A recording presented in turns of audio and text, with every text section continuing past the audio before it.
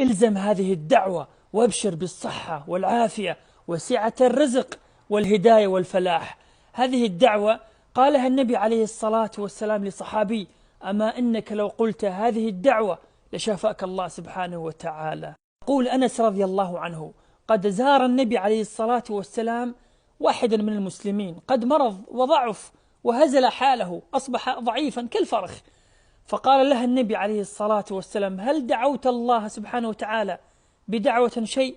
فقال هذا الرجل: نعم، قد دعوت، قلت يا رب إن كنت معاقبي في الآخرة فعجله لي في الدنيا. فقال لها النبي عليه الصلاة والسلام: سبحان الله، أما إنك لو قلت اللهم آتني في الدنيا حسنة وفي الآخرة حسنة وقني عذاب النار، ثم دعا لها النبي عليه الصلاة والسلام فشفاها الله عز وجل. يقول أنس رضي الله عنه: أكثر دعوة كان يدعو بها النبي عليه الصلاة والسلام هذه الدعوة: اللهم ربنا آتنا في الدنيا حسنة وفي الآخرة حسنة وقنا عذاب النار. الحسنة في الدنيا تشمل كل شيء صالح، زوجة صالحة، سيارة، مال، كل شيء صالح. وفي الآخرة حسنة أي نجنا من النار وأدخلنا الجنة بالحسنة يا الله. شاركوا هذا المقطع معنا، فالداعي على الخير كفاعله.